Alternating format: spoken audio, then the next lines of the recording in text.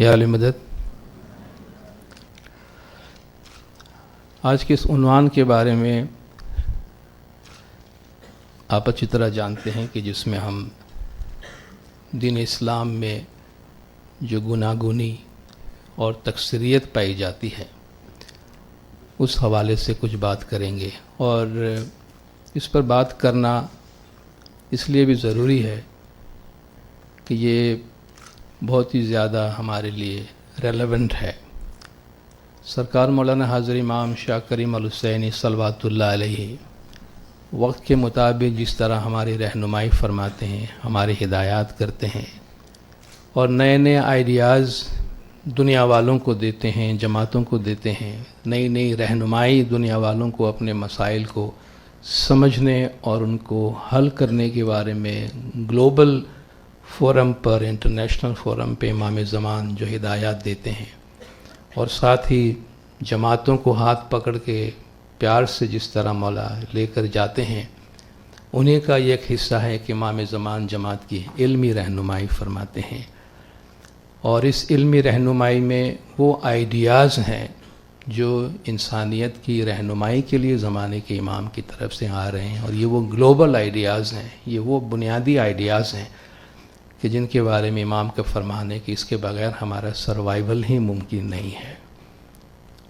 ان کو پکڑے بغیر، ان کو سمجھے بغیر، ان پہ عمل کیے بغیر ہم سروائیو نہیں کر سکیں گے۔ ہم کہتے ہیں کہ خود تباہی کا باعث بنے گا اگر ہم ان پہ عمل ہم نے نہیں کی۔ انہی میں سے ایک یہ وہ ایریا ہے جہاں امام زمان گزشتہ کئی عشروں سے نہ صرف ہدایات دیتے آئے ہیں بلکہ امام زمان عملی اقدامات کر رہے ہیں پوری دنیا کی رہنمائی کے لیے، اور الحمدللہ امام زمان کی ہدایات ہماری جماعت میں فوری طور پر سمجھی جاتی ہے، ان پر عمل کیا جاتا ہے، ان پر ایکشن لیا جاتا ہے، اور گریجولی وہ دنیا کی دوسری اقوام کی طرف بھی پھیلتی جاتی ہیں۔ مگر آج یہ ایک ایسا عنوان، ایک ایسی ٹاپک ہے کہ جن پر کچھ غور و خوض کرنا، جن پر کچھ باتوں کا جاننا اور ان کے تناظر میں بین الاقوامی حالات کو دیکھنا ہمارے لیے کافی مددگار ثابت ہوں گے، کیونکہ آپ سب نوجوان ہیں اور آپ ایک ایکسپلوریشن کی عمر سے گزر رہے ہیں، چونکہ آپ مختلف ایکٹیویٹیز میں کام کرتے ہیں، مختلف طبقات جو سوسائٹیز میں ہیں، مختلف شعبہ جات ہیں جن میں نہ صرف آپ کام کرتے ہیں مگر مختلف ایریاز اور مختلف کراس سیکشن آف لوگوں سے آپ کی ملاقاتیں ہوتی ہیں، آپ کا انٹریکشن ہوتا ہے، جس میں ہماری شناخت کا تذکرہ آتا ہے، ہماری پریکٹسز کا تذکرہ آتا ہے، ہمارے مذہب کا تذکرہ آتا ہے، اور بعض اوقات ہم پریشر کا شکار ہوتے ہیں، دباؤ کا شکار ہوتے ہیں۔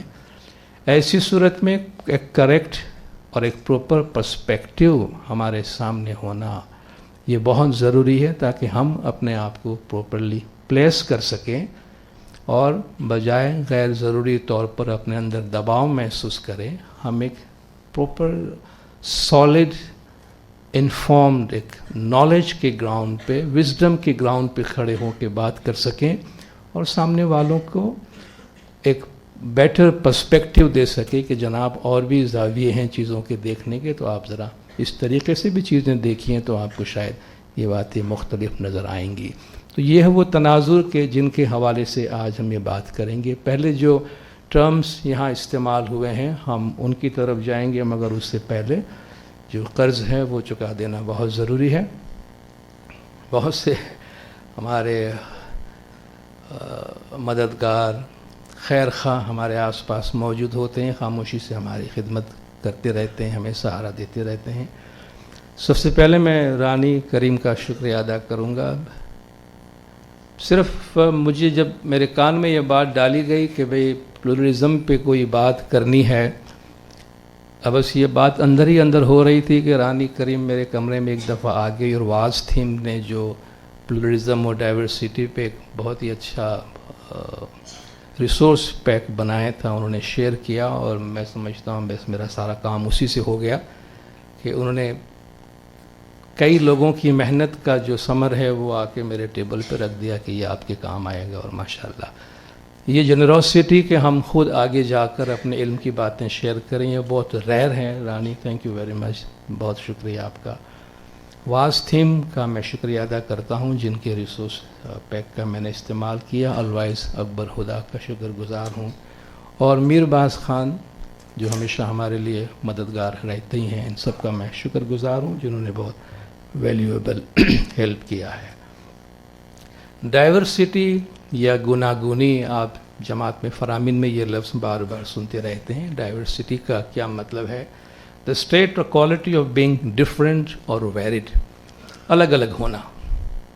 ہم سب یہاں بیٹھے ہیں، ہم سب کا چہرہ ایک دوسرے سے الگ ہے، اور یہ الگ الگ ہونا ڈائیورسٹی. اور ڈائیورسٹی میں آپ رائٹ اینڈ رانگ کا ججمنٹ نہیں دیتے ہیں.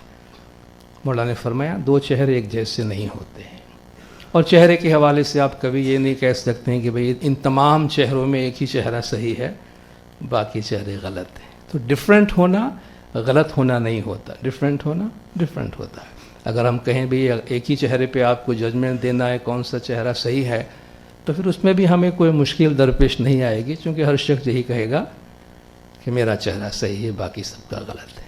ٹھیک ہے، اور اس کے بعد جو صورتحال ہونے والی ہے وہ ہم جانتے ہیں. ہم دوسروں کا چہرہ نوچیں گے اور کیا کریں گے.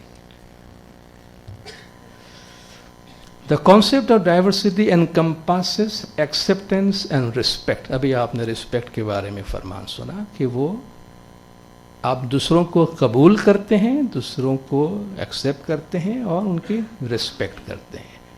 It means understanding that each individual is unique. ہر ایک اپنی جگہ پہ منفرد ہے. And recognizing our individual differences. ہم ریئلائز کرتے ہیں، قبول کرتے ہیں کہ اللہ نے ہمیں مختلف بنایا ہے. These can be along the lines of dimensions of race، کہ یہ نسل کے حوالے سے ہو سکتی ہے، ایتھنیسٹی کے حوالے سے ہو سکتی ہے، ذات کے حوالے سے ہو سکتی ہے، gender, socio economic status, age, physical abilities, religious beliefs, political beliefs اور ادر آئیڈیالوجی. اور بھی اس میں کافی کچھ آپ ایڈ کر سکتے ہیں. ان تمام چیزوں میں ہم ایک دوسرے سے مختلف رائے رکھتے ہوں، ہم اختلافات رکھتے ہوں، ہماری بنیاد ان تمام چیزوں میں ایک دوسرے سے الگ ہوں، جن کو ہم قبول کرتے ہیں اور جن کو ہم ایکسیپٹ کرتے ہیں، جن کا ہم احترام کرتے ہیں کہ یہ کوئی بری بات نہیں ہے، یہ ایک اچھی بات ہے. اور ہم یہ بھی چاہتے ہیں کہ جس طرح مولانا نے فرمایا کہ جس طرح آپ یہ چاہتے ہیں کہ آپ کا احترام کیا جائے، اسی طرح آپ دوسروں کا بھی احترام کریں.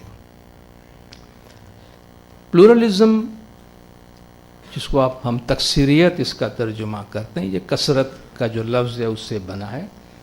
The principle that people of different races, religious or political beliefs can live together peacefully in the same society. مختلف نظریات رکھنے والے، مختلف رنگ و نسل کے لوگ، مختلف مذہبی عقائد رکھنے والے، مختلف سیاسی رجحانات رکھنے والے لوگ ایک ہی سوسائٹی میں امن و امان سے رہ سکتے ہیں. ایسا نہیں ہے کہ وہ نہیں رہ سکتے ہیں. پلورلزم کی ڈیفینیشن میں یہ بات آتی ہے. Pluralism is the belief that society is constructed of multiple interacting groups.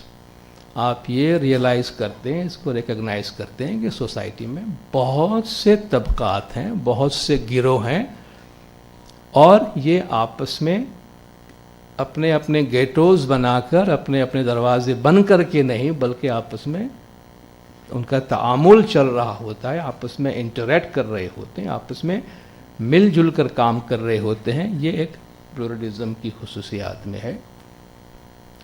The belief that there are many ways to express faith. یہ بھی پلورلزم میں آتا ہے کہ اپنے عقیدے کے اظہار کے بہت سے طریقے ہو سکتے ہیں اور ہیں. کوئی بھی یہ نہیں کہہ سکتا کہ میں یا میرا گروپ یا میری جماعت یا میرا انٹرپریٹیشن، مجھ سے تعلق رکھنے والے لوگ جس طرح اپنے مذہب کی تشریح کر رہے ہیں، بس وہی ایک واحد تشریح ہے، اس کے علاوہ کوئی اور تشریح نہیں ہو سکتی ہے. اس میں ایک مذہب کی مختلف تشریحات شامل ہے، اس میں تمام مذاہب شامل ہیں، اس میں تمام ادیان شامل ہیں. آپ یہ بھی نہیں کہہ سکتے آپ ایک خاص دین سے تعلق رکھتے ہیں تو باقی ادیان جو ہے ان کو آپ ایکسیپٹ نہ کریں، کیونکہ وہ بھی ہماری دینی تعلیمات کے خلاف ہے۔ تو اللہ اور کسی سپریم بینگ کی طرف جانے کے جہاں مختلف راستے ہیں، جن میں سے ایک راستہ ہم نے اپنایا ہے، ان راستوں میں جو دوسرے راستے پر بھی لوگ چل رہے ہیں ان کو بھی قبول کرنا اور ایکسیپٹ کرنا اس میں شامل ہے۔ The belief that the existence of different types of people within the same society is a good thing. Society میں گوناگونی ہونا، مختلف طبقات کا ہونا، مختلف گروہ کا ہونا، مختلف ایریاز، نظریات، عقائد سے تعلق رکھنے والے لوگوں کا موجود ہونا، یہ ایک اسٹرینتھ ہے، یہ ایک قوت ہے، یہ ایک طاقت ہے، کوئی خوف کی بات نہیں ہے، ڈرنے کی بات نہیں ہے، کمزوری نہیں ہے، مگر یہ ایک اچھی چیز ہے اور یہ آپ کے مفاد میں ہو سکتی ہیں، آپ اس کا استعمال کریں۔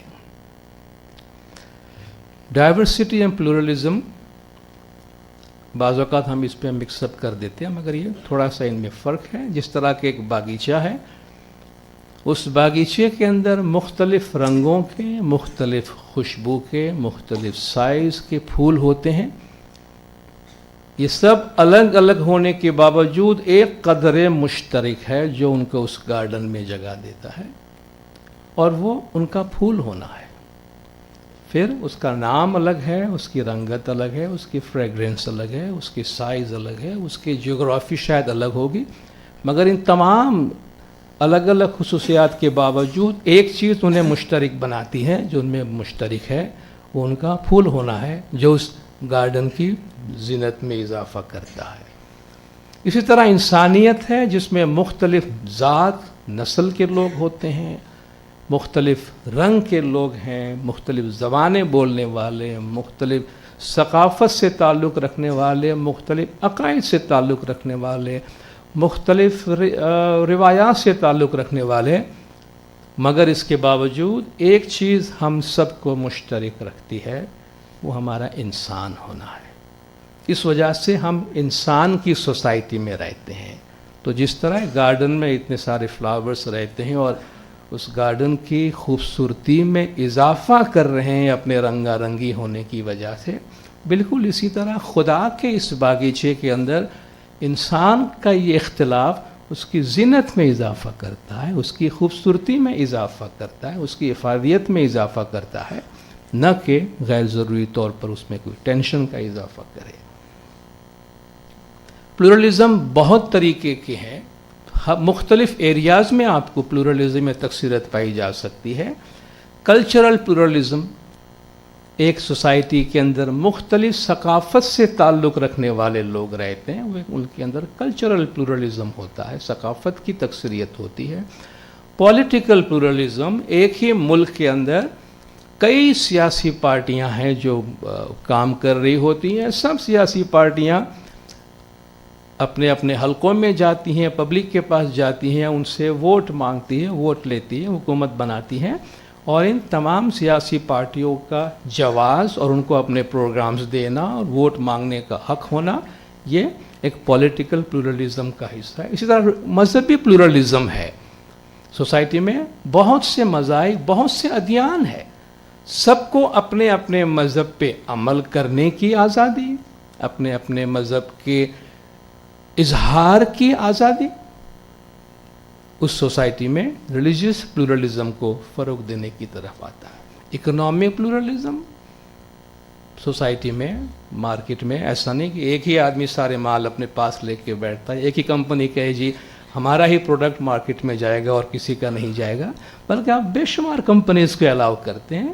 بہت ساری کمپنیاں سیم پروڈکٹ بناتی ہے، مارکیٹ میں کمپیٹ کرتی ہے، وہ مارکیٹ میں جاتی ہے، آپ سب کو اپنا اپنا مال مارکیٹ میں اجازت دیتے ہیں، اور وہ پبلک میں جاتی ہے، جو اپنا مال جس طرح سیل کر سکتا ہے، جو اپنی مارکیٹ بنا سکتا ہے بناتا ہے۔ تو یہ ایک اکنامک فریڈم کی بات ہوتی ہے، اکنامک پلورلزم ہوتی ہے۔ تو پلورلزم کی بہت ساری اقسام ہے جو سوسائٹی کے اندر پائی جاتی ہے۔ قرآن آیات، اللہ تبارک و تعالیٰ قرآن شریف میں پلورلزم کو کس طریقے سے اپنے آیات یا اپنی معجزات میں شامل کرتا ہے۔ ابھی آپ نے جو چند آیات سنی ان میں یہ آیت بھی آپ کے سامنے تلاوت کی گئی۔ وَمِنْ آیاتِهِ، آیات اللہ تعالیٰ کی نشانیوں کو بھی کہتے ہیں. آیات اللہ تعالیٰ کی معجزات ہیں. قرآن کی آیات کو آیات اس لیے کہتے ہیں، قرآن اللہ کا کلام ہے. اللہ کا کلام اٹ سیلف معجزہ ہے، کیونکہ اس میں ایک چیلنج موجود ہے. انسان اور جنات کے سامنے چیلنج موجود ہے کہ تم سب مل کر اللہ کے اس کلام کی طرح ایک سورہ یا ایک آیت بھی بنا کے لا سکتے ہو تو لے آؤ، مگر تم نہیں لا سکو گے. یہ ایک چیلنج ہے. اس لیے اس کلام کے ایک ایک جملے کو بھی آیات کہا جاتا ہے. اسی طرح کائنات میں اللہ کی جتنی تخلیق ہے، چونکہ یہ آیات اب اللہ کا کلام آپ کو اپنی طرف جس طرح دعوت دیتا ہے، اس طرح کائنات میں موجود تمام اشیاء ہمیں اللہ کی طرف دعوت دیتی. اس لیے انہیں بھی آیات کہا گیا ہے.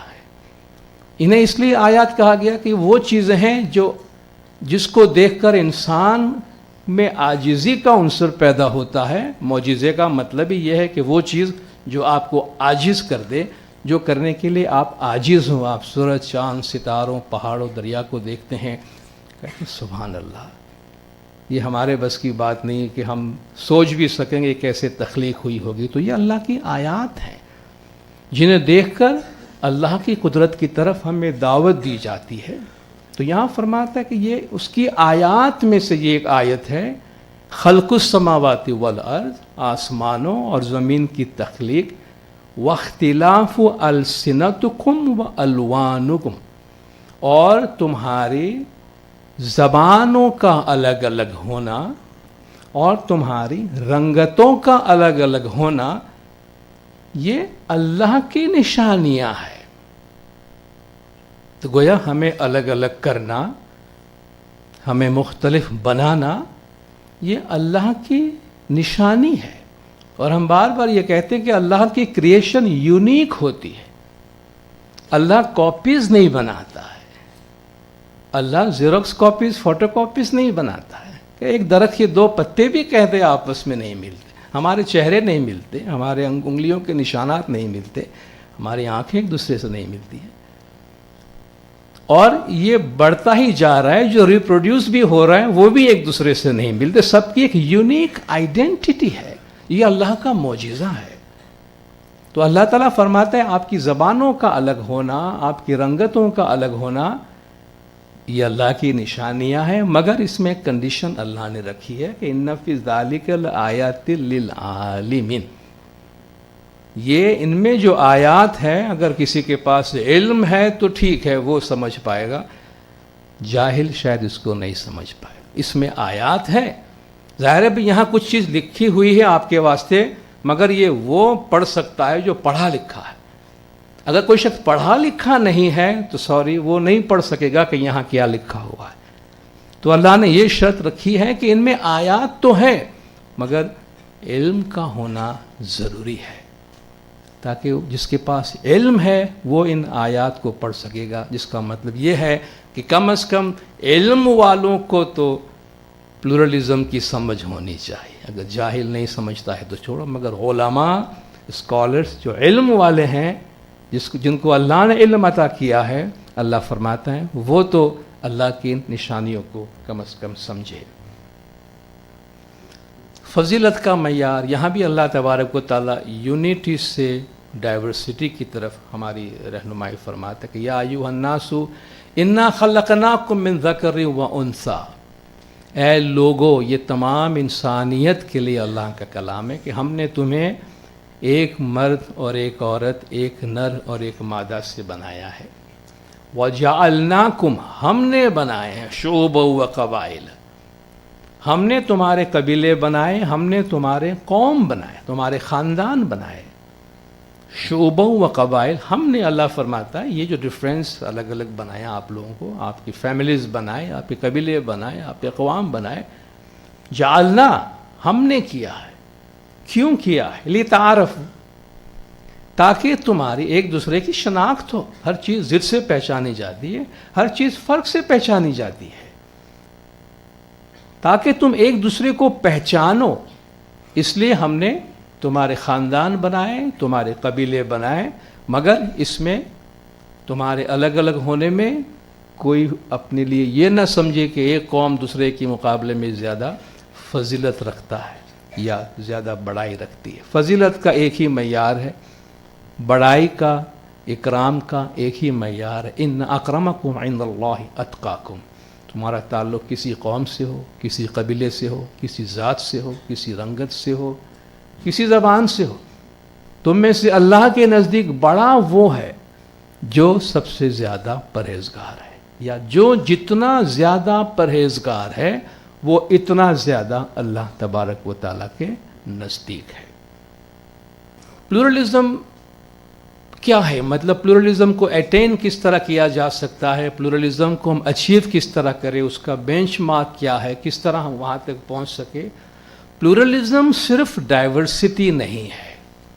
ہم سب بھائی اپنے اپنے زبان بولتے ہیں، اپنے اپنے گھر میں رہتے ہیں، ہماری اپنی اپنی رنگت ہے، اپنی اپنی ذات ہے، اپنی اپنی جماعت ہے، بس ٹھیک ہے، ہم لوگ الگ الگ ہیں۔ یہ تو آپ کے ڈائیورسٹی کا ریکگنیشن ہے، یہ پلورلزم نہیں ہے۔ یہ ڈائیورسٹی کو صرف ایکسیپٹ کرنا پلورلزم نہیں ہے، بلکہ ڈائیورسٹی کی جو ہماری چھوٹی چھوٹی باؤنڈریز بنی ہوئی ہے، ہم سب کی اپنی قوم کی باؤنڈری ہے، زبان کی باؤنڈری ہے، نسل کی باؤنڈری ہے، مذہب کی باؤنڈریز ہے، یہ ہمیں ڈائیورس بناتی ہے۔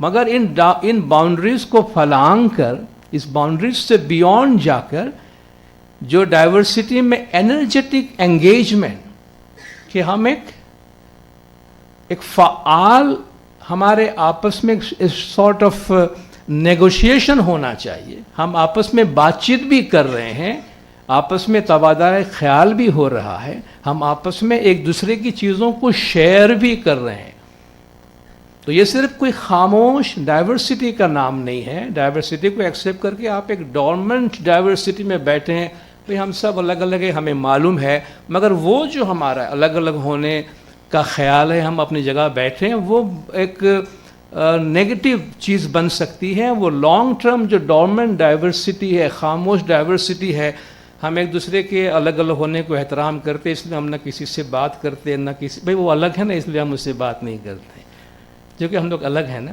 تو یہ جو ہمارا ڈورمنٹ اور پیسیو ڈائیورسٹی ہے، وہ کسی بھی وقت ایکسپلوڈ ہو سکتی ہے، کسی بھی وقت اس میں اگر کوئی کہیں سے تھوڑا سا تنکا آ گیا، کوئی چنگاری آ گئی، تو وہ ایکسپلوڈ ہو سکتی ہے اگر ہم بات چیت کے مرحلے میں نہیں ہیں۔ چونکہ اگر ہم انگیجمنٹ کے مرحلے میں نہیں ہیں تو ہمارے دماغ میں جو ڈائیورسٹی، جو ڈائیورس قومیں ہیں، ان کے بارے میں کچھ نیگیٹو ویوز موجود ہو سکتے ہیں، جو ہمیں اس کے لیے اکسا سکتے ہیں کہ کسی چھوٹی سی بات پر کوئی تصادم پیدا ہو جائے۔ اس لیے ایک ایکٹیو انگیجمنٹ، جو ڈائیلاگ نیگوشیشن ہے، وہ کنٹینیو رہنا ضروری ہے پلورلزم کے اندر۔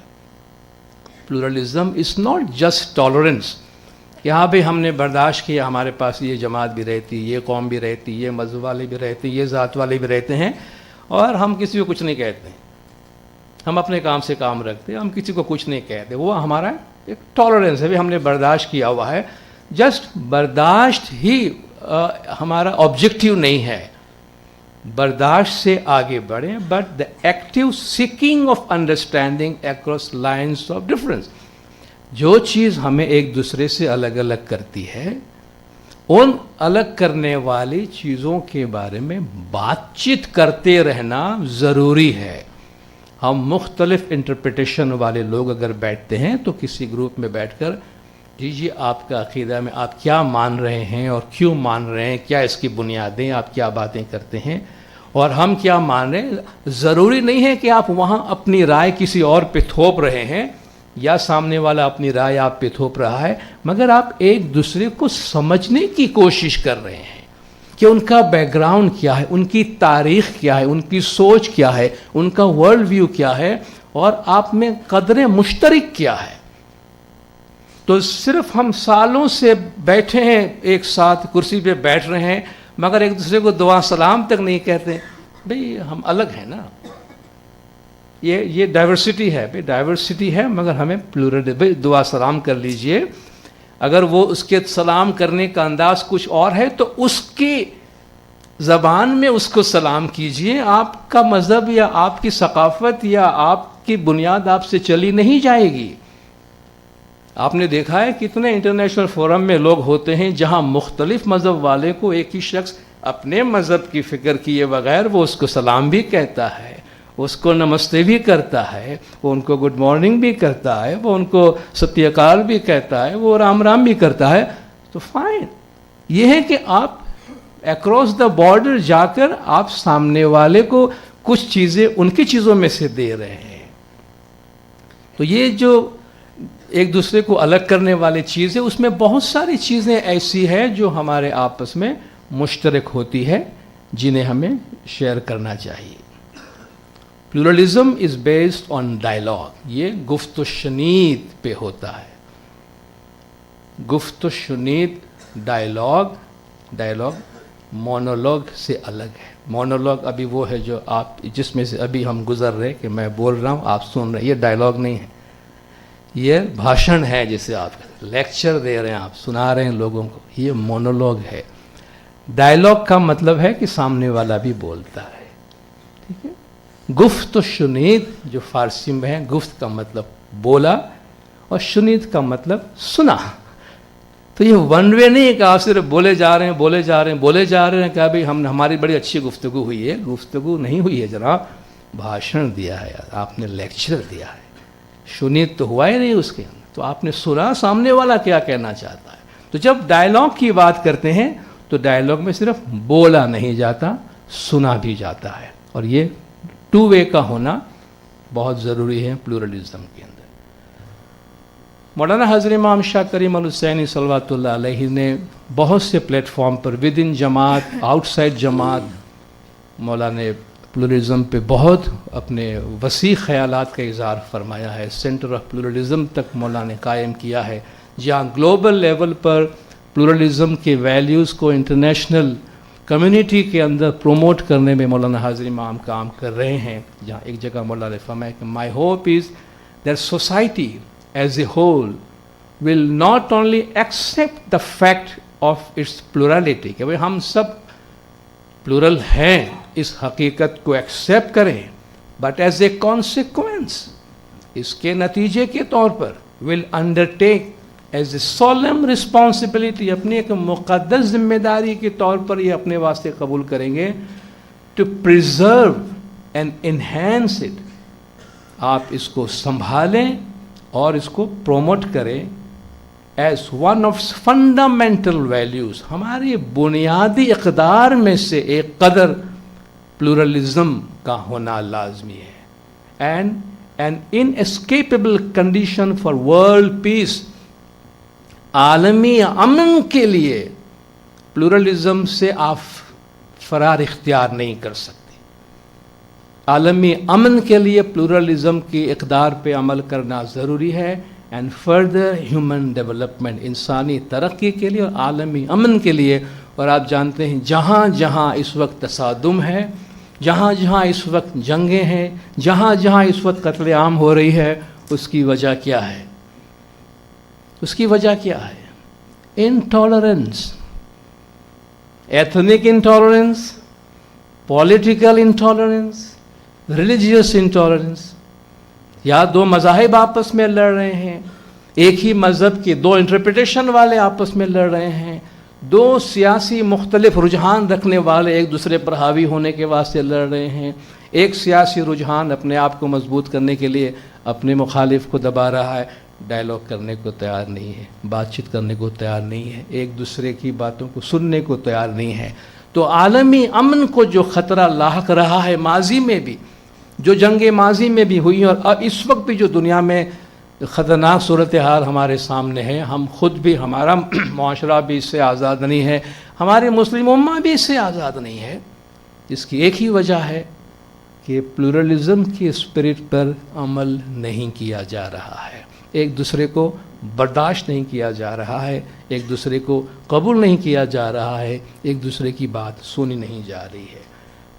تو یہ کاؤنٹر پوائنٹ کا جو ایک ڈیفینیشن ہے ڈکشنری میں, in music counterpoint is the relationship between voices that are interdependent harmonically, polyphony, and yet are independent in rhythm and control.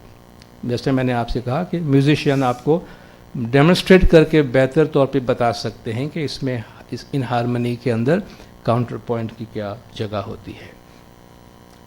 ایک اور جگہ مولانا نے فرمایا pluralistic attitude is not some thing with which people are born. ہم pluralistic attitude کے ساتھ پیدا نہیں ہوئے ہیں. بنیادی طور پر ہم اس جذبے کے ساتھ پیدا ہوئے نہیں. ہم سب جب پیدا ہوتے ہر فیملی ہر گھر والے اپنے گھر والوں کو اپنے بچوں کو یہی تعلیم دیتا ہے یہ ہمارا ہمارا ہمارا ہمارا ہم اور یہ دوسرے ہیں غیر غیر غیر غیر. یہ تو ایک نارم ہے, سوسائٹی اس طرح ہی آگے بڑھتی ہے. تو بنیادی طور پر ہم ایک ججمنٹ کے ساتھ ہی بڑے ہو رہے ہوتے ہیں کہ ہم اچھے ہیں باقی سب لوگ اچھے نہیں ہیں تو برے لوگوں سے بچوں کو بچائے رکھنا, یہ کانسیپٹ بچے کے ذہن میں آ ہی رہا ہوتا ہے. تو بنیادی طور پر ہم اس ایٹیٹیوڈ کے ساتھ پیدا نہیں ہوئے ہیں. An instinctive fear of what is different is perhaps a more common human trait. کہ جو چیز ہماری نہیں ہے یا جو غیر ہے, جو ہم سے الگ ہے, اس سے ہمارے اندر خوف زدہ ہونا, ہمیں ڈر رہنا, یہ قدرتی چیز ہمارے اندر ہے. خود مولانا نے اپنے لیے بھی فرمایا کہ مجھ سے بھی آپ یہ امید نہ رکھے کہ میں کسی بھی اجنبی کو اٹھا کے اپنے گھر لے آؤں گا, اپنے ساتھ رکھوں گا, چونکہ مجھے بھی یہ ڈر رہے گا کہ میں کسی اجنبی کو اپنے گھر لے آ رہا ہوں. تو یہ قدرتی چیز ہے مولانا نے فرمایا. But such fear is a condition which can be transcended. ایک ایسی حالت ہے کہ جن سے بیونڈ آپ جا سکتے ہیں, آپ ان سے پرے جا سکتے ہیں. And that is why teaching about pluralism is such an important objective at every educational level.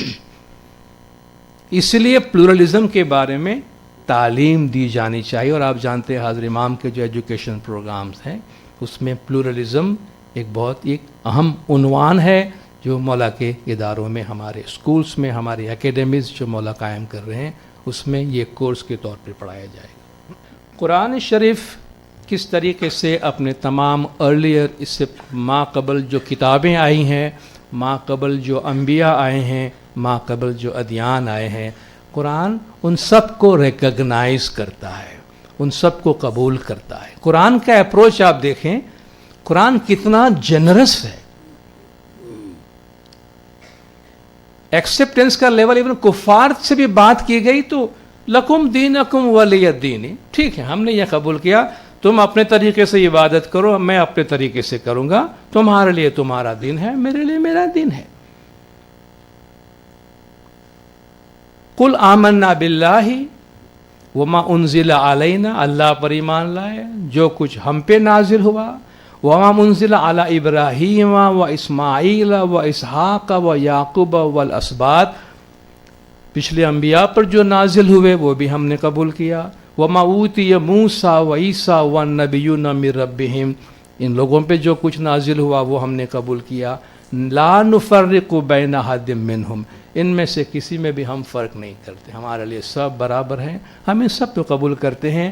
وَنَحْنُ لَهُ مُسْلِمُونَ, ہم ان سب کو تسلیم کرنے والے ہیں. آپ دیکھیے پچھلے ادیان کے بارے میں اسلام کا کیا اپروچ ہے. یا ایھا الذین آمنوا آمنوا باللہ, اللہ پر ایمان لاؤ, ورسولہ, رسول پر ایمان لاؤ, والکتاب الذی نزل علی رسولہ, وہ کتاب جو رسول پر نازل ہوئی اس پر ایمان لاؤ, والکتاب الذی انزل من قبل, اور جو کتابیں پہلے نازل ہوئی ہیں ان پر بھی ایمان لاؤ. تو آپ دیکھیں ہم ان تمام چیزوں پر ایمان لا رہے.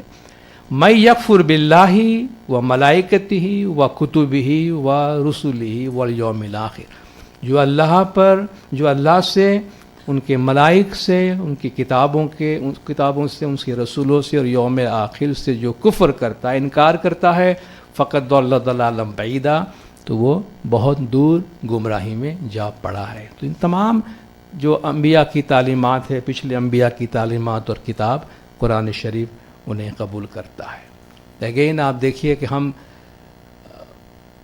سوسائٹی میں ہمارا اپروچ اس وقت تقریباً ایسا ہو گیا ہے کہ ایک مسلک والا دوسرے مسلک والے کو جنتی سماننے کو تیار نہیں ہے. حتیٰ کہ آپ کا لباس کیسا ہے اس پر بھی آپ پہ ججمنٹ دیا جا رہا ہے کہ آپ جنتی بنیں گے یا نہیں بنیں. آپ کا حلیہ کیسا ہے اس پہ ججمنٹ دیا جا رہا ہے. اور اللہ تعالیٰ فرماتا ہے ان الذین آمنوا, وہ لوگ جو ایمان لائے, والذین ہادو یہودی جوز، والنصارى عیسائی، والسابئین یہ بھی یہ قوم تھی، کہتے ستاروں کو ماننے والی قوم تھی، من آمن باللہ والیوم الاخر جو بھی اللہ پر اور آخرت پر ایمان لائے، وہ عامل صالحا اور اچھے اعمال کیے، فلہم اجرہم عند ربہم ان کے لیے اللہ کے پاس اجر موجود ہے۔ آج ہماری سوسائٹی کا رویہ دیکھیے اور قرآن کی جنراسٹی دیکھیے، قرآن کس طریقے سے ان سب کو جنت کی خوشخبری دیتا ہے جن کا تعلق الگ الگ ادیان سے ہے، مگر اللہ ان سب کو ان کے نیک اعمال کا اجر دے گا، ولا خوف علیہم ولا هم یحزنون نہ ان کے لیے کوئی خوف ہوگا اور نہ وہ لوگ غمگین ہوں گے۔ ود ان اسلام، اب اسلام کے اندر جو پلورلزم پایا جاتا ہے، سرکار مولانا حضرت امام شاہ کریم الحسینی صلوات اللہ علیہ مولانا فرمایا within Islam itself we can see a broad sense of pluralism, اسلام کے اندر بھی پلورلزم کی وسیع احساس ہمارے پاس موجود ہے، including a variety of spiritual interpretations, مختلف روحانی انٹرپریٹیشن، جس طرح آپ ہمارا اسماعیلی طریقہ ہے، صوفیوں کا طریقہ ہے، اور بھی بہت سارے طریقے ہیں، یہ سب اسلام کے اندر مختلف تشریحات کی موجودگی کا احساس دلاتے ہیں، and a diversity of governments and social institutions, مختلف طریقے کی حکومتیں ہیں، مختلف طریقوں کی سماجی تنظیمیں ہیں۔ It is an attitude, a way of thinking which regards our differences not as threats but as gifts, یہ وہ رویہ ہے کہ ہمارے اختلافات کا ہمارے لیے خطرہ نہیں بلکہ اللہ کا تحفے کے طور پہ ہمیں بتاتا ہے، as occasions for learning, stretching, growing, ہم ایک دوسرے کے بارے میں سیکھیں، اس کے ساتھ ہم پروان چڑھیں، and at the same time as occasions for appreciating anew the beauties of our own identity, اور ساتھ ساتھ ہماری اپنی شناخت کی جو خوبصورتی ہے اس کو بھی ہم ایک دفعہ اثر نو دیکھ پائیں اور اس کو اپریشیٹ کریں کہ آف کورس ہمارے اندر بھی یہ خوبی ہے، یہ گناگونی ہے، اور یہ اللہ کی بہت بڑی نعمت ہے ہمارے لیے۔ یہ بہت انٹرسٹنگ کتاب ہے، چند چیپٹرز آپ اس میں بہت انجوائے کریں گے، کچھ چیپٹر ایکیڈیمک ہے، شاید آپ کو تھوڑا سا بھاری لگے، مگر پلیز اس کو لیجئے اور اس کو پڑھیں اور آپ دیکھیں آپ کا پورا آؤٹ لک اسلام کے بارے میں جو ہے، بھائی وہ یہ کرتے ہیں ہم یہ کیوں نہیں کرتے، وہ ہم سے یہ پوچھتے ہم یہ کیوں نہیں کرتے ہیں، آپ کا پورا آؤٹ لک جو ہے چینج ہو جائے گا کہ ایک ہم ہی نہیں ہیں جو الگ ہیں، یہاں تو ساری دنیا ہی الگ ہے، سب ایک دوسرے سے الگ الگ ہے، اگر ہم کس کو کوئی کامن گراؤنڈ بنا کر اپنے آپ کو کمپیئر کریں تو ایسا نہیں ہے کہ بس یہ سب ایک جگہ پر ایک جیسے باقی ہم الگ ہیں، بلکہ سب ہی الگ ہیں، اس میں ہر ایک کے اپنے اپنے انٹرپریٹیشنس ہے، ہر ایک اپنی اپنی آواز میں بات کرتے ہیں، اور فائن یہ ہمارے لیے بڑی اچھی موسیقی دیتا ہے، کہیں ہارمنی ہے کہیں کاؤنٹر پوائنٹ ہے، ہم ان تمام جو ساؤنڈ ہے اس کو انجوائے کرتے ہیں۔ دو ورڈ استعمال ہوا اس میں، کیلائڈوسکوپک اینڈ کیلائڈوفونک، یعنی مختلف رنگ کو ظاہر کرنے والا، جس کو کیلائڈوسکوپ کہتے ہیں، اور کیلائڈوفونک نہ صرف مختلف رنگ سے ظاہر ہونے والا مگر مختلف آواز میں سنائی دینے والا اسلام، اس کی ایک لمبی تاریخ ہے، یعنی پورے اسلام کی تاریخ کو آپ پڑھیں، جہاں جہاں اسلام پھیلا، جہاں جہاں اسلام کی باتیں ہوئی تو اس کی ہر جگہ الگ الگ رنگ نظر آئے گا۔ ساری دنیا کا اسلام عرب کا اسلام نہیں ہے، انڈونیشیا کے اسلام میں آپ کو کیا چیز کامن ملے گی عربوں کے، یا ملیشیا کے اسلام میں کیا چیز کامن ملے گی آپ، ساؤتھ ایسٹ ایشیا کے اسلام میں ہم مسلمان موجود ہے، ساؤتھ ایسٹ ایشیا کے بالکل الگ ہی رنگ ہے اس کا۔ کس طرح اسماعیلی دائیوں نے، اس میں ایک ٹیکسٹ چیپٹر آپ کو وہ بھی ملے گا، اسماعیل اور ایک غیر اسماعیلی ڈومینک سلا خان کی لکھی ہوئی کتاب ہے کہ کس طریقے سے اسلام کو انڈین معاشرے میں پیش کیا گیا، انڈین سوسائٹی میں پیش کیا گیا، جہاں شاید ان کو اپنی ہندو شناخت اور مسلم شناخت کے درمیان ایک بہت ہی تھن یا فائن لائن بھی موجود نہیں ہوگی، مگر اسلام میں یہ خوبی ہے کہ جس برتن میں ڈال دو اس برتن میں وہ نمودار ہو کے ظاہر ہو کر آ گیا۔ ہارڈلی کوئی کامن چیز آپ کو کسی عرب کلچر سے Indian smile Indian Muslim society کے اندر ملے، مگر وہ بھی بہت ہی پاورفل مسلم فورس صدیوں تک رہی ہے اور آج بھی ہے. تو مختلف رنگوں میں اپنے آپ کو ظاہر کرنے والا، مختلف آواز میں اپنے آپ کو ایکسپریس کرنے والا، مختلف زبانوں میں ایکسپریس کرنے والا، مختلف انداز میں اپنے آپ کو پیش کرنے والے اسلام کی ایک طویل تاریخ موجود ہے. اسلام پوری تاریخ کے دوران بالکل ایک ہی رنگ میں یا ایک ہی آواز میں نہیں نظر آیا ہے اور نہیں سنائی دیا ہے، اور آج کا دور اس سے کوئی مختلف نہیں ہے. تھرو آؤٹ ہسٹری یہ اسی طریقے سے چلتا رہا ہے. آپ کئی مکاتب فکر کا اسلام میں نام سنتے ہیں، بھئی یہ شافعی ہے، مالکی، حنفی، حنبلی ہے، یہ زیدی ہے، یہ جعفری ہے، یہ اثناعشریہ ہے. یہ کیا ہے؟ اسلام کے ابتدائی دور میں ہی اتنے سارے مسالک اور اتنے سارے اسکولس آف تھاٹ پیدا ہوئے، اور اس میں ایسے اسکولس آف تھاٹ ہیں کہ ایک امام نے ایک اسکول آف تھاٹ بنایا، اس کا شاگرد اس سے اختلاف رائے کرتے ہوئے اپنا اسکول آف تھاٹ بناتا ہے. What does it mean? اس کا مطلب کیا ہے؟ اس کا مطلب یہ کہ اس زمانے میں اظہار رائے کی اتنی آزادی تھی کہ آپ اپنے استاد محترم سے اختلاف کر کے، سوری آپ کی اس انٹرپریٹیشن سے میں ایگری نہیں کرتا، میرا خیال یہ ہے، اور آپ اس پہ اتنے زیادہ مضبوط ہیں کہ آپ کا اپنا ایک مسلک بن جاتا ہے، آپ کی اپنی ایک اسکول بن جاتی ہے. عراق میں یا مدینہ میں جو انٹرپریٹیشن دیا گیا، ایجپٹ والے کہتے بھی مصر میں یہ نہیں چل سکتا، ہم بالکل ڈیفرنٹ ماحول سے آئے ہیں، ہم وہاں جا کر ہمیں اپنے طور پہ تشریح کرنی پڑے گی. ایران کے علماء اگر وہاں گئے ہیں، سوری یہ انٹرپریٹیشن آپ کے ماحول میں صحیح ہے، ایران میں فٹ نہیں آئے گا، ہمیں ان کو ری انٹرپریٹ کرنا پڑے گا. یہی وہ انداز ہے کہ جس کے ذریعے سے اسلام مختلف رنگوں میں پھیلا ہے.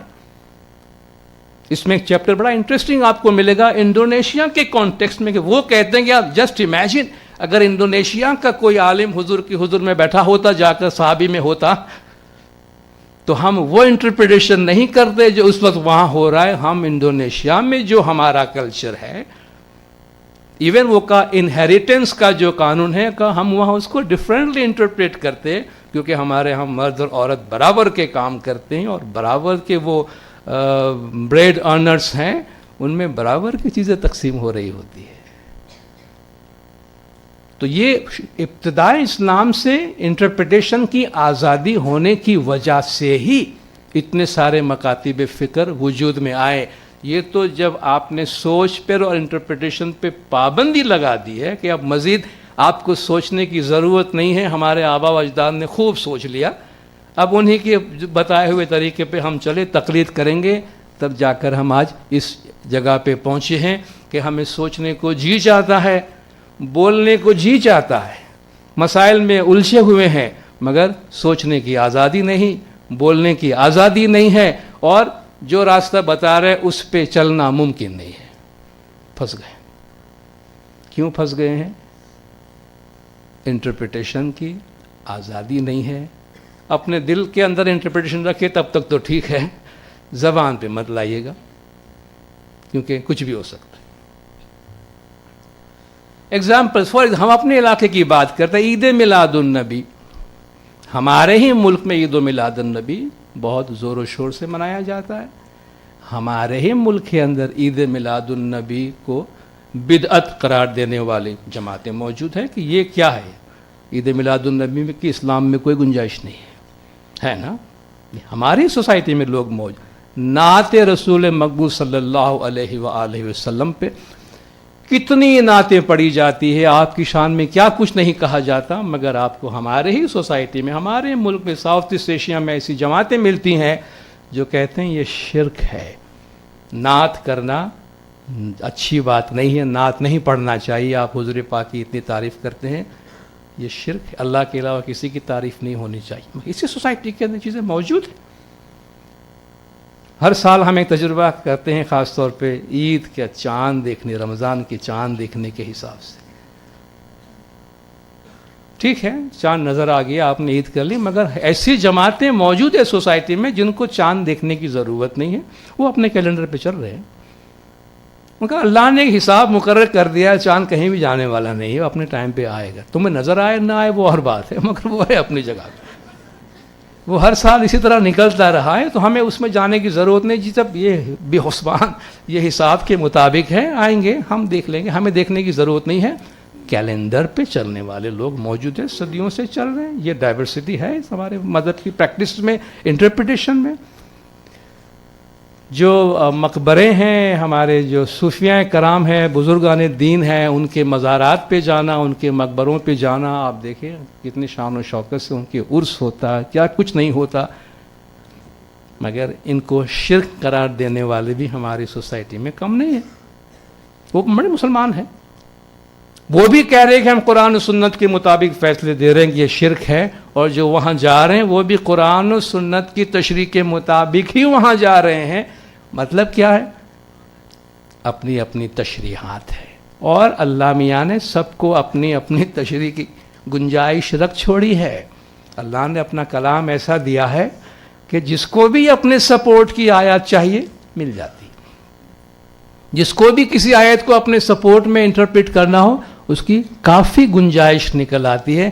اللہ تبارک تعالیٰ خود بھی تو یہ چاہتا ہے کہ لوگ اپنے اپنے طور پہ تشریح کریں، اپنے اپنے طور پہ اس پہ عمل کریں. یہ آیت بھی آپ نے شروع میں تلاوت میں سنی.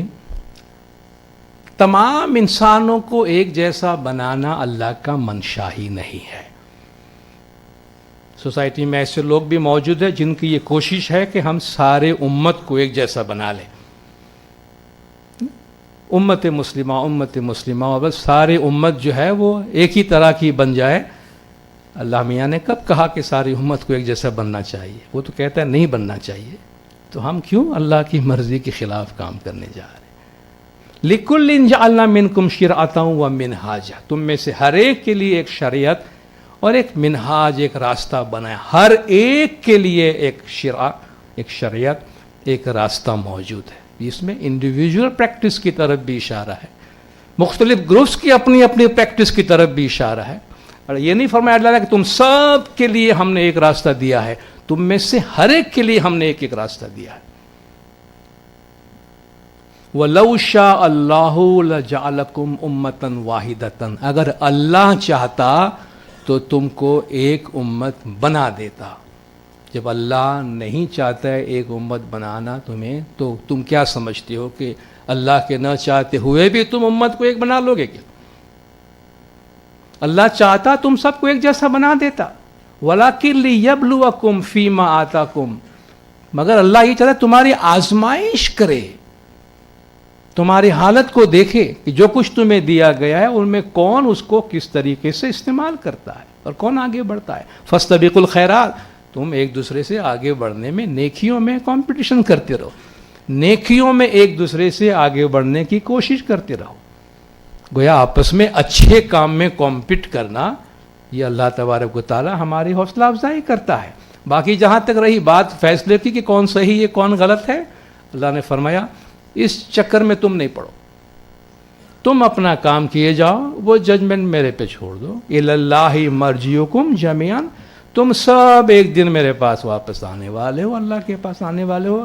فَيُنَبِّئُكُمْ بِمَا كُنْتُمْ فِيهِ تَخْتَلِفُونَ، تو جن جن چیزوں میں تم اختلاف کیا کرتے تھے اللہ تمہیں اس کے بارے میں آگاہ کر دے گا، تم اپنا کام کیے جاؤ. تو اللہ خود نہیں چاہتا کہ سب ایک جیسے ہوں، اللہ چاہتے ہیں لوگ اپنے اپنے طور پہ اپنے مذہب کی تشریح کریں اور اس کی پریکٹس کریں.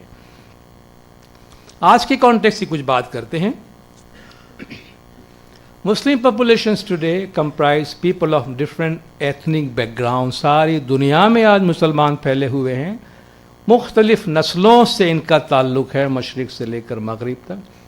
لیو in many different geographic location, شاید ہی دنیا کا کوئی ملک ہے اس وقت جہاں آج مسلمان نہیں رہ رہے ہوتے ہیں. مختلف انوائرمنٹ میں رہتے ہیں، مختلف کلچرل پریکٹسز ہیں ان کی، مختلف زبانیں بول رہے ہیں، اور ان کے مختلف عقائد ہیں اور مختلف پریکٹسز ہیں. یہ آج جو پوری دنیا میں ہم مسلمان رہ رہے ہیں اس کی ہماری موجودہ حالت یہ ہے. اس کتاب میں آپ کو بگننگ میں ہی جس کا غالباً انٹروڈکشن ہے اسی میں آپ کو یہ چیز ملے گی کہ 6 فروری 2006 کو BBC پر ایک انٹرویو آ رہا تھا، مسلمانوں کے حوالے سے بات ہو رہی تھی، تو اس میں بہت سے انہوں نے مندوبین بلائے تھے، تو 4 مسلمین کو جو ہے انہوں نے اس میں دعوت دی، اور اس ڈیبیٹ کے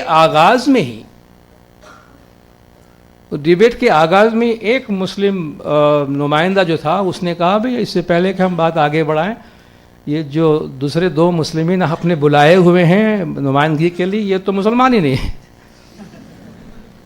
کہا یہ تو پریکٹسنگ مسلم نہیں ہے، یہ کیسے مسلمانوں کی نمائندگی کر رہے ہیں؟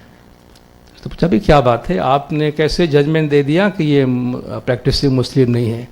کہا جناب ایک کی داڑھی نہیں ہے، یہ BBC میں آ رہا ہے، ایک صاحب کی داڑھی نہیں ہے اس لیے پریکٹسنگ مسلمان نہیں ہے، اس خاتون نے پردہ نہیں کیا اس لیے اچھی مسلمان نہیں ہے، تو اب یہ کیسے اس قابل ہیں کہ وہ مسلمانوں کی نمائندگی کرتے؟ اب دیکھیے یہ اگر ہماری حالت ہے، انٹرنیشنل پلیٹ فارم پہ ایک سیکولر ملک میں آپ بیٹھے ہیں جہاں گلوبل ساری دنیا آپ کی ڈیبیٹ کو دیکھ رہی ہے، وہاں ان چیزوں کو لے کر بجائے آپ اپنے ایشوز ڈسکس کریں، آپ کچھ دانش مندی کی بات کریں، آپ اپنے مذہب کی طرف سے کوئی بات کریں، آپ اپنے گھر کے گندے کپڑے پبلک میں دھونا شروع کر دیا ہے، تو ہمارا کیا اثر پڑتا ہے؟ جگ ہنسائی کا باعث بنتے ہیں ہم لوگ کہ بھائی ان کے آپس کا یہ حال ہے، تو یہ کس طریقے سے اپنے مذہب کی بات آگے بڑھائیں گے؟ تو 2 چیزیں اس میں سامنے آتی ہے کہ ایک تو ہمارے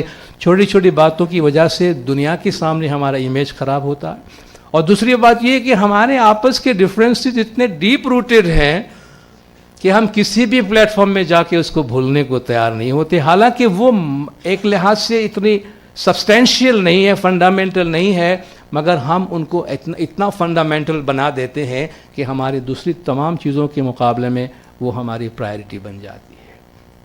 حال ہی میں آپ کو معلوم ہے ہمارے ہاں کاؤنسل آف اسلامک آئیڈیالوجی نے ایک فیصلہ سنایا تھا فورینسک ایویڈنس کے بارے میں، ٹھیک ہے، سرٹن کیسز میں DNA کو آپ فورینسک ایویڈنس کے طور پر ایکسیپٹ کر سکتے ہیں یا نہیں، ان کا فیصلہ تھا کہ بھئی آپ نہیں کر سکتے ہیں، اور اس کے بعد جو ڈیبیٹ جنریٹ ہوا ہے ہمارے اس کنزرویٹو سوسائٹی کے اندر بھی لوگوں نے جس طرح اظہار خیال کیا وہ اس بات کو بتاتا ہے، کبھی وقت گزرنے کے ساتھ ساتھ جو نیو نالج آپ کے سامنے آ رہا ہے اس نیو نالج کے اسلام کے اندر آپ کو گنجائش پیدا کرنی پڑے گی۔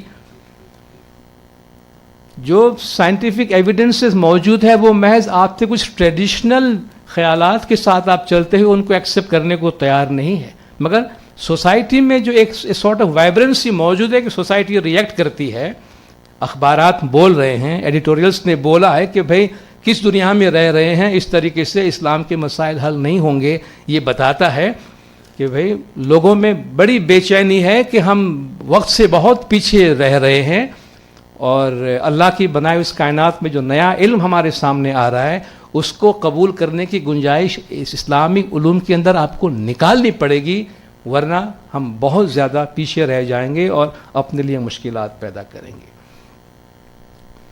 یہ جو مختلف خیالات ہیں یا ڈفرینسز ہیں مختلف مکاتب فکر میں، اس کی ایک طویل ہسٹری ہے۔ امام نے اس کو فرمایا کہ یہ irreversible historical fact، irreversible historical fact، یہ وہ تاریخی حقیقتیں ہیں کہ جنہیں آپ ماضی کی طرف لوٹا نہیں سکتے کہ آپ پھر سے ماضی میں جائے کریکٹ کریں، یہ ریالٹیز ہیں، آپ کے ساتھ رہنے والی ہیں، اور ان کو اپنے ساتھ رکھتے ہوئے آپ کو ایک دوسرے کے ساتھ ڈائیلاگ کرتے ہوئے آگے بڑھنا ہے۔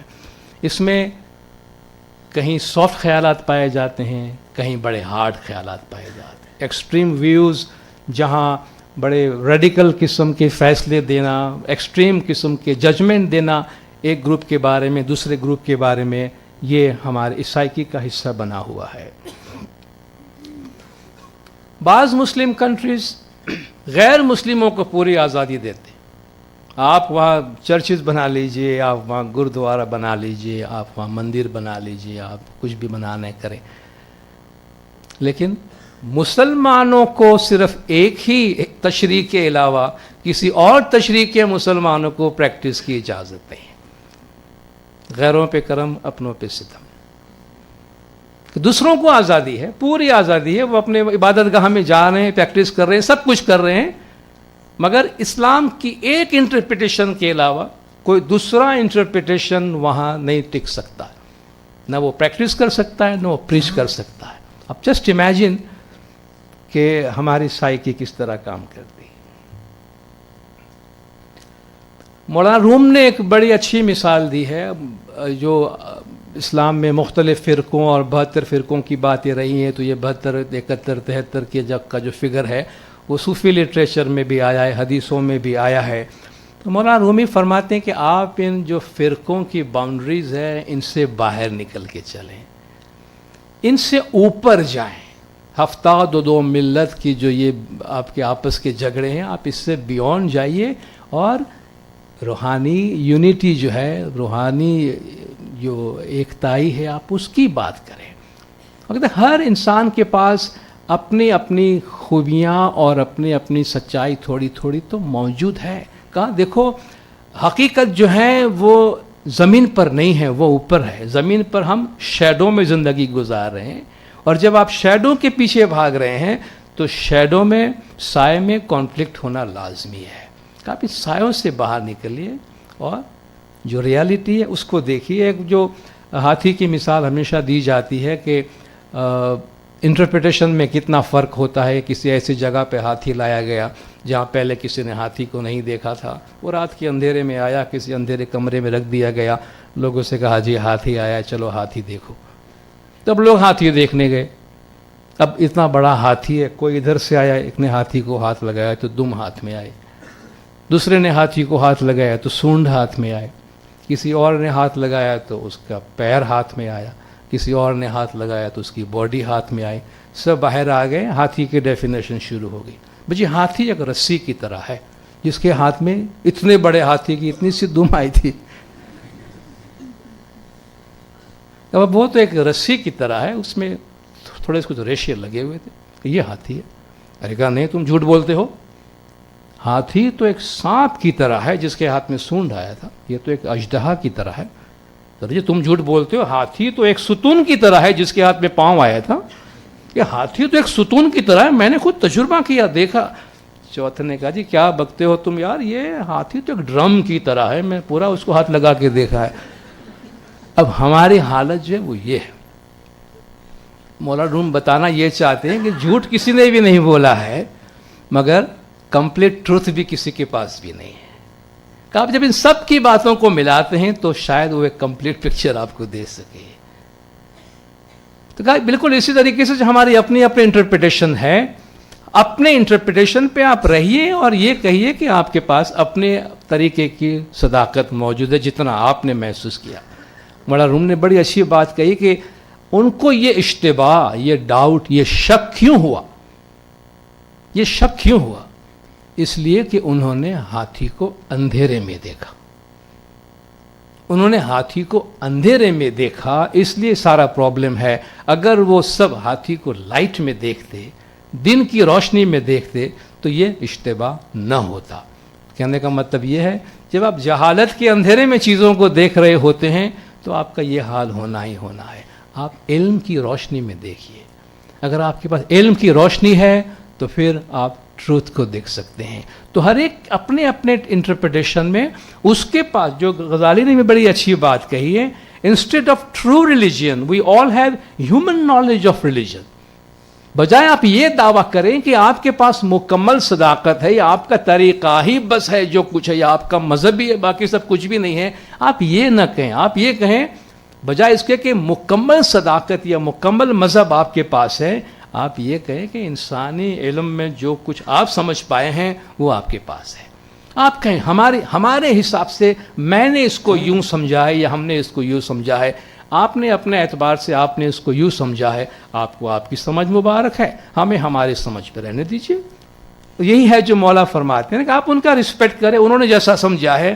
ایٹ دا سیم ٹائم آپ ان سے یہ بھی ضرور توقع رکھیں کہ جس طرح ہم آپ کا احترام کرتے ہیں، ہم بھی انہی میں سے ایک انٹرپریٹیشن رکھتے ہیں اور ہمارا بھی احترام ہونا چاہیے. Elimination of differences is not possible. ہم کوئی ایسی صورتحال کی توقع نہ رکھیں کہ یہ اختلافات ختم ہو جائیں. اس کا مطلب بالکل ایسا ہی ہے کہ ہم یہ کرنا چاہتے ہیں کہ دنیا کے سارے انسانوں کے چہرے ایک جیسے ہو جائیں, دنیا کے سارے انسان ایک جیسے کپڑے پہنیں, دنیا کے سارے انسان ایک جیسی زبان بولے, دنیا کے سارے انسان ایک جیسے بال بنائیں, دنیا کے سارے انسان ایک جیسے کھانے کھائیں, دنیا کے سارے انسان ایک جیسے مکانات میں رہے. نہیں ہو سکتا. اللہ نے جو انسان میں خوبی رکھی ہے اس کو ختم کر دینا ہوگا اگر آپ یہ بات کرنا چاہیں گے. تو elimination of differences is not possible. تو ہم اس کے جو وے آؤٹ ہے اس کی بات کریں گے. فائٹنگ فار سپیریئرٹی جو اس وقت ہو رہا ہے سیاسی وجوہات کی بنا پر, وہ سب کو کہتے ہیں فائٹنگ ویکنس ایوری ون. 2 پارٹیاں لڑتی, 4 پارٹیاں لڑتی, جو مارا ماری کرتی ہے وہ سب ایک دوسرے کو زخمی کر رہے ہوتے ہیں اور نتیجتاً سب ایک دوسرے کو کمزور ہی کر رہے ہوتے ہیں. فائٹنگ میں کوئی نہیں جیتتا. تو مارا ماری جنگ جو ہے سپریورٹی کی وہ ڈیمیج کر رہے ہیں سب کو. This can not continue indefinitely. ایسا نہیں چل سکتا. جتنا لمبا عرصہ چلا اتنا ہمارے لیے اس میں یہ بات نقصان دہ ہوں گی. What is the way out? تو پھر ان صورتحال سے نکلنے کا راستہ کیا ہمارے لیے؟ The only way out is peaceful coexistence following the ethics of pluralism. ساتھ مل کے بیٹھیں بھائی, بات کریں. سیاسی ڈفرینسز ہیں, مذہبی ڈفرینسز ہیں, کلچرل ڈفرینسز ہیں, آئیڈیولوجیکل ڈفرینسز ہیں. بیٹھیے اور اس بات پہ اتفاق کیجئے کہ جناب ایک دوسرے کو نوچنے سے, ایک دوسرے کو مارنے سے مسائل حل نہیں ہوں گے. ہم سب کو اسی سوسائٹی میں زندہ رہنا ہے. مار مار کے کتنے ماریں گے اور مر مر کے کتنے مریں گے. اللہ نے ہمیں اس لیے نہیں بنایا ہے.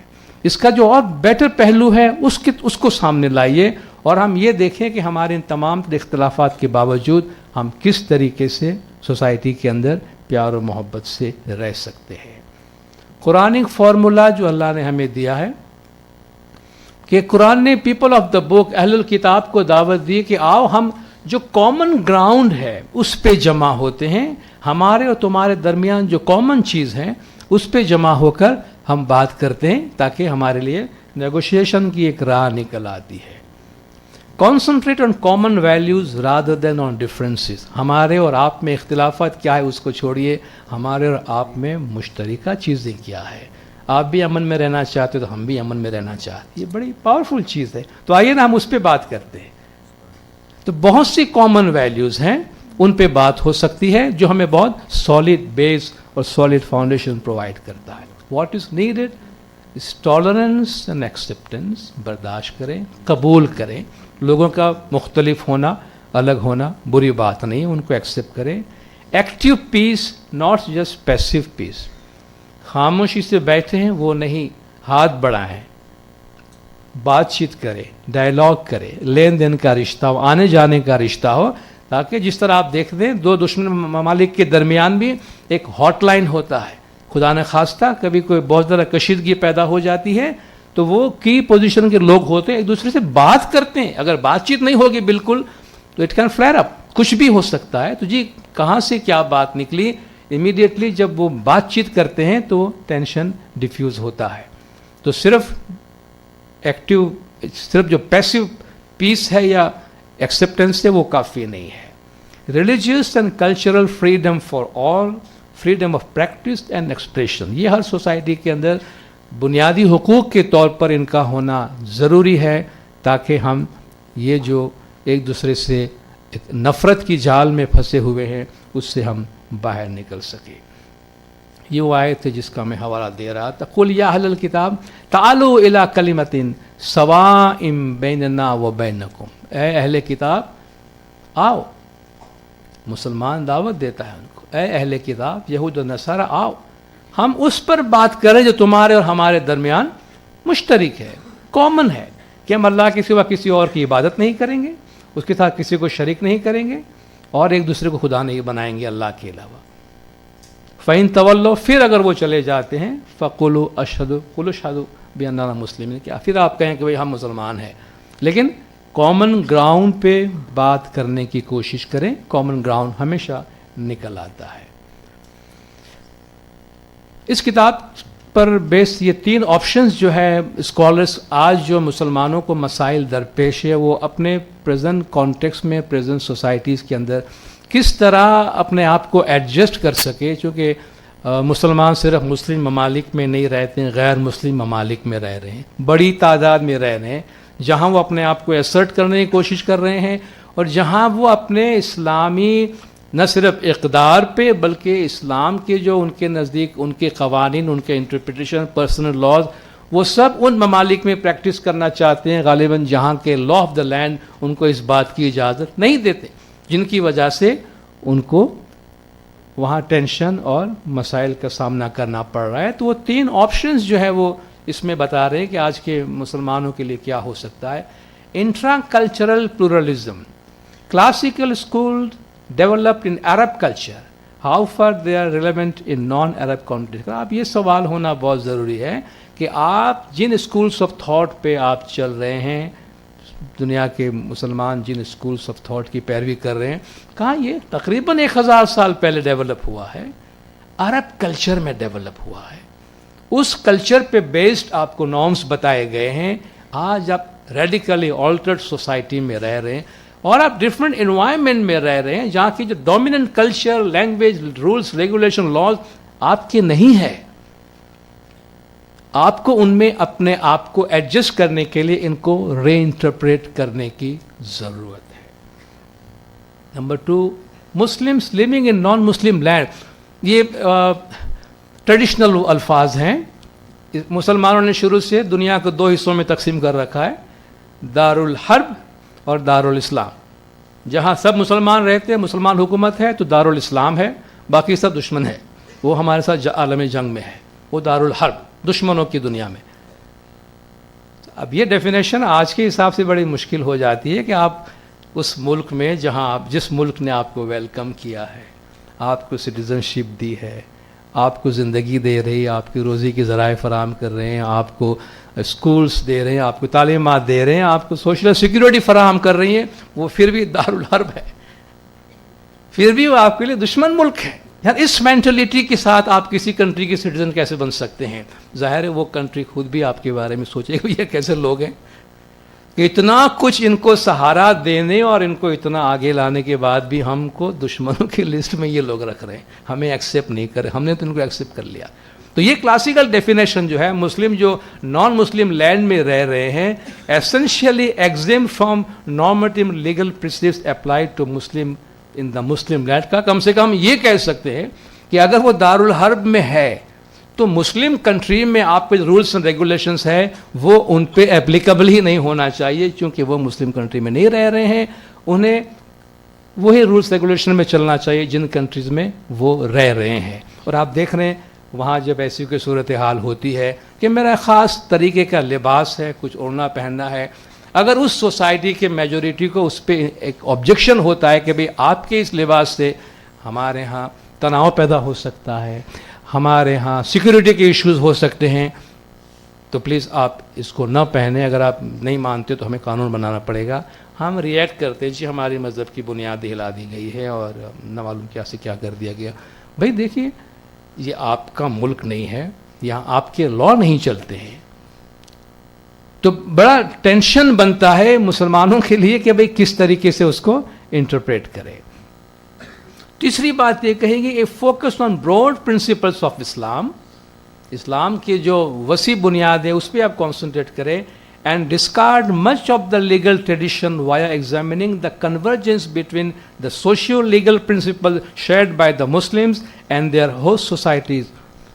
یعنی آپ آپس میں بیٹھیں اور دیکھیں کہ جس ملک میں آپ جا کے رہے ہیں ان کے لاز کے اندر کون سی اچھی چیزیں ہیں، آپ کے لاز میں کون سی اچھی چیزیں جو کمپیٹیبل ہے، آپ ان کامن گراؤنڈ پہ رہیں، باقی چیزوں کو جو ہے آپ ڈسکارڈ کر دیجئے، اور by invoking the general principles مقاصد as a means of generating new rules for social engagement. یا تو آپ یہ کہیں کہ بھئی جو قوانین ہمیں ماضی میں دیے گئے ہیں ان کے مقاصد کیا تھے، اور وہ مقاصد آج کے دور میں کون سے قوانین آپ کو فراہم کر سکتے ہیں، ان پر ہم عمل پیرا ہوں۔ کہنے کا مقصد یہ ہے کہ مسلمانوں کو اس بات کے انکریج کیا جا رہا ہے کہ بھئی وقت کے ساتھ ساتھ آپ نئی سوسائٹی میں جا کے رہ رہے ہیں تو ان کے ساتھ ایڈیپٹیبلٹی کی ضرورت ہے اور آپ کے اندر یہ لچک پیدا کرنے کی ضرورت ہے تاکہ آپ اس سوسائٹی میں امن میں رہ سکے، ان کے ساتھ تصادم نہ ہو۔ اور آپ جانتے ہیں یورپ کے کئی کنٹریز کے اندر بہت ہی زیادہ ٹینشن بہت ہی معمولی چیزوں پر ہے، اسلام کے بیسک پرنسپلز پہ نہیں ہے، بہت ہی نارمس معمولی چیزیں میرے مراد کے فار ایگزامپل کوئی لباس کے ایشوز ہیں، اس طرح کے ایشوز ہیں کہ جن کی وجہ سے ان کے اندر ٹینشن پیدا ہو رہا ہے۔ آخر میں چند قرآن آیت میں آپ کے ساتھ شیئر کر کے اپنی جگہ دوں گا، اور یہ قرآن آیت میں صرف اس لیے شیئر کرتا ہوں کہ اس میں جو قرآنک جنروسٹی ہے، فیتھ اینڈ پریکٹس، خاص طور پہ فارمس آف پریکٹس میں قرآن کی جو جنروسٹی اس کو دیکھیے اور اس کا موازنہ کریں ہمارا جو ایٹیٹیوڈ لوگوں کی پریکٹسز کے بارے میں ہے، اور خود ہی فیصلہ کریں کہ اللہ کس چیز کو ایکسیپٹ کرتا ہے اور بندہ کس چیز کو ریجیکٹ کر رہا ہے۔ بے زبان مخلوقات کی صلاۃ و تسبیح، تسبح لہ السماوات السبع والارض ومن فیہن، ساتوں آسمان اور زمین میں جو کچھ ہے اور اس کے درمیان جو کچھ ہے سب اس کی تسبیح پڑھ رہی ہے۔ وَإِن مِّن شَيْءٍ إِلَّا يُسَبِّحُ بِحَمْدِهِ وَلَكِن لَّا تَفْقَهُونَ تَسْبِيحَهُمْ، زمین و آسمان کی کوئی چیز ایسی نہیں ہے جو اس کی تسبیح حمد کے ساتھ تسبیح نہ پڑھتی ہو، مگر تم اس کی تسبیح کو نہیں سمجھ سکتے ہو۔ گویا زمین اور آسمان کی ہر چیز اللہ کی تسبیح پڑھ رہی ہے، سورج تسبیح پڑھ رہا ہے، چاند پڑھ رہا ہے، پہاڑ پڑھ رہے ہیں، سمندر پڑھ رہے ہیں۔ ڈیفینیٹلی ہماری تسبیح اور ان کی تسبیح میں فرق ہے۔ الم تر ان اللہ یسبح لہ من فی السماوات والارض والطیر صافات، تو نے نہیں دیکھا کہ اللہ کی تسبیح پڑھتے ہیں جو کچھ آسمانوں میں ہے اور جو کچھ زمینوں میں ہے، اور پر پھیلائے ہوئے پرندے، کل قد علم صلاتہ و تسبیحہ، غور سے پڑھیے گا، ان میں سے ہر ایک نے اپنی صلات اور اپنی تسبیح کو جان لیا ہے۔ ان میں سے ہر ایک کو صلات کا ترجمہ نماز بھی کرتے ہیں، ان میں سے ہر ایک کو اپنی نماز معلوم ہے اور ہر ایک کو اپنی تسبیح معلوم ہے۔ واللہ علیم بما یفعلون، اللہ جانتا ہے کہ وہ لوگ کیا کر رہے ہیں۔ انا سخرنا الجبال معہ، اور ہم نے حضرت داؤد علیہ السلام کے ساتھ پہاڑ کو مسخر کر دیا تھا، اس کے تابع کر دیا تھا۔ یسبحن بالعشی والاشراق، وہ صبح شام اس کے ساتھ تسبیح پڑھا کرتے تھے، پہاڑ بھی تسبیح پڑھا کرتے تھے۔ والطیر محشورہ، اور اس کے ساتھ پرندے اکٹھے کیے ہوئے وہ بھی تسبیح پڑھ رہے تھے۔ کل لہ اواب، سب اس کے سامنے سجدے میں تھے، رجوع کیے ہوئے تھے، جھکے ہوئے تھے۔ ویسبح الرعد بحمدہ، اور گرج بادل حمد کے ساتھ اس کی تسبیح پڑھتے ہیں۔ والملائکۃ من خیفتہ، اور ملائک بھی اس کی خوف سے تسبیح پڑھتے ہیں۔ الم تر ان اللہ یسجد لہ من فی السماوات ومن فی الارض، نہیں دیکھا تو نے کہ جو کچھ آسمان اور زمین میں ہے اللہ کے سامنے سجدے میں ہے، اور سورج اور چاند اور ستارے اور پہاڑ اور درخت اور جانور اور بہت سے انسان، یہ سب کے سب اللہ کے سامنے سر جھکائے ہوئے ہیں۔ کیا کہتی ہیں یہ آیات؟ یہ آیات یہ کہتی ہیں کہ کائنات کی ہر چیز تسبیح پڑھ رہی ہے۔ یہ آیات یہ کہتی ہیں کہ ہر ایک کو ان کی نماز معلوم ہے۔ آپ مجھے بتائیے پرندہ نماز کس طرح پڑھتا ہے؟ آپ مجھے بتائیے پہاڑ نماز تکبیر کس طرح پڑھتا ہے؟ سمندر سجدہ کس طرح کرتا ہے؟ درخت رکوع میں کس طرح جاتا ہے؟ حیوان سجدے میں کس طرح جاتے ہیں؟ یہ ساری چیزیں اللہ فرماتا ہے یہ لوگ کر رہے ہیں، اللہ ان کو ایکسیپٹ کرتا ہے۔ ڈیفینیٹلی ہمیں جو کچھ نظر آتا ہے اس کے مطابق ان کی نماز، ان کی تسبیح اس جیسی تو نہیں ہے جس طرح ہم پڑھتے ہیں، جہاں تک ہمیں نظر آتا ہے، اللہ کو بہتر معلوم۔ مگر جو نماز ہم پڑھ رہے ہوتے ہیں مسلمان، ان نمازوں جیسی ان کی نماز تو نہیں ہے، تکبیر کبھی سنا نہیں ان کی ہم نے، سجود رکوع ہم نے قیام نہیں دیکھا ان کے، مگر پھر بھی اللہ کے نزدیک وہ نماز ہے، پھر بھی اللہ کے نزدیک نہ صرف یہ کہ وہ قابل قبول ہے، قابل تعریف ہے، اس لیے اللہ نے بار بار ان کا ذکر کیا قرآن شریف کے اندر۔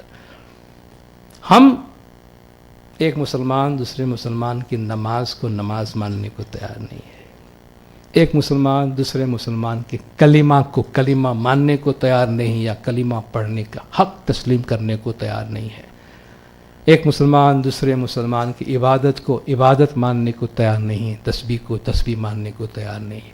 ہم یہی قرآن پڑھتے ہیں، اسی قرآن پہ عمل کرتے ہیں، اسی قرآن سے اپنی تعلیمات لیتے ہیں، کیا یہ آیات ہم نہیں پڑھتے ہیں؟